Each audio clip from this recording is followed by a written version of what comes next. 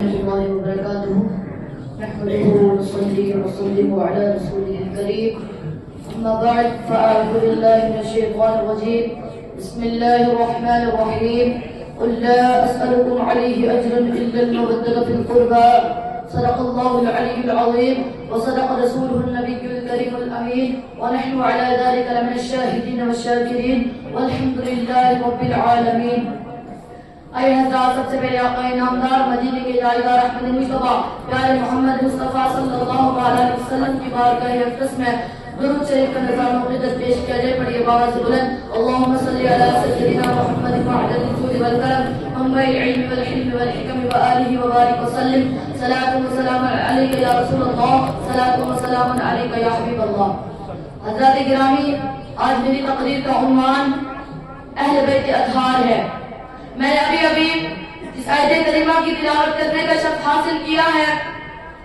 آپ حضرات پہلے اس کا ترجمہ سماعت فرمائیے. خداوند قدوس کا ارشاد ہے، اے محبوب قل لا اسألکم علیہ اجرا، تم فرماؤ میں اس پر یعنی تبلیغ رسالت اور ارشاد و ہدایت پر تم سے کچھ اجر نہیں مانگتا الا المودۃ فی القربى، مگر قرابت کی محبت، یعنی میں تم سے قرابت کی محبت کا مطالبہ کرتا ہوں. حضرت ذکر اللہ فاضل مولانا سید محمد نعیم الدین صاحب مراد آبادی رحمۃ اللہ علیہ تحریر فرماتے ہیں اس آیت کریمہ کی شان رسول میں حضرت ابن عباس رضی اللہ تعالیٰ عنہ سے اس طرح مروی ہے، نبی اقدس نور مجسم امام الانبیاء صلی اللہ علیہ وسلم مدینہ طیبہ میں رونق افروز ہوئے اور انصار نے دیکھا حضور علیہ السلام کے ذمہ مصارف بہت زیادہ ہے اور مال کچھ نہیں. انہوں نے آپس کا مشورہ کیا. حضور علیہ السلام کے حقوق و احسانات یاد کر کے آپ صلی اللہ علیہ وسلم کی خدمت میں بہت سا مال جمع کیا اور اس کو لے کے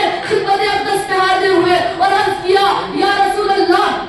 حضور کی بدولت ہمیں ہدایت ہوئی اور ہم نے گمراہی سے نجات پائی. ہم دیکھتے ہیں حضور کے مصارف بہت زیادہ ہے، اس لیے ہم یہ مال خدام احسانہ کی خدمت میں نظر کے لیے لائے ہیں، قبول فرما کر ہماری عزت افزائی کی جائے. اس پر یہ آیت کریمہ نازل ہوئی اور حضور صلی اللہ تعالی علیہ وسلم نے وہ اموال واپس فرما دیے. حضرت علامہ امام راضی رحمۃ اللہ علیہ تفسیر کشاف سے ایک طویل حدیث نقل فرماتے ہیں کہ نبی اقدس نور مجسم امام الانبیاء صلی اللہ علیہ وسلم نے فرمایا، ومن مات علی حب آل محمد مات شہیدا، یعنی خبردار ہو کر سن لو، جو شخص اہل بیت کی محبت میں فوت ہوا وہ اس حال میں فوت ہوا کہ اس نے شہادت کی موت پائی. پھر فرمایا، الا ومن مات علی حب آل محمد مات مغفورا له، یعنی خبردار اور آگاہ ہو جاؤ، جو شخص اہل بیت کی محبت میں فوت ہوا وہ اس حال میں فوت ہوا کہ اس کے گناہ بخش دیے جائیں گے. اور پھر فرمایا،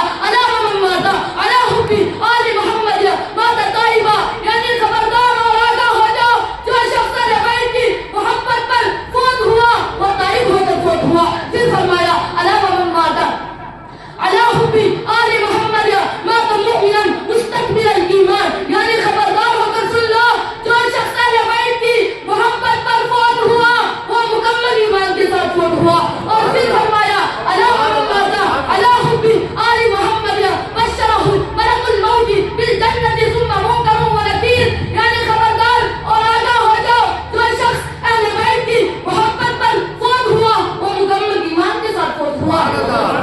پھر فرمایا، الا ومن مات علی حب آل محمد یضف الی الجنۃ کما تضف العروس الی بیت زوجها، یعنی خبردار ہو جاؤ، کان کھول کر سن لو، جو شخص اہل بیت کی محبت پر فوت ہوا جنت میں اسے ایسے روانہ کیا جائے گا جیسے دلہن کو دلہا کے گھر بھیجی جاتی ہے. اور پھر فرمایا، الا ومن مات علی حب آل محمد فتح له فی قبره بابان الی الجنہ، یعنی خبردار ہو کر سن لو، جو شخص اہل بیت کی محبت پر فوت ہوا اس کے قبر میں جنت میں اس کی قبر کے در و دروازے کھول دیے جاتے ہیں. پھر فرمایا، الا ومن مات علی حب آل محمد جعل اللہ قبرہ مزار ملائکۃ الرحمہ،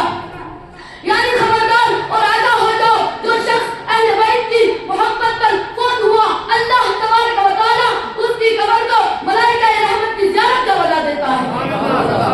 آخری حدیث حضور نبی مکرم شفیع معظم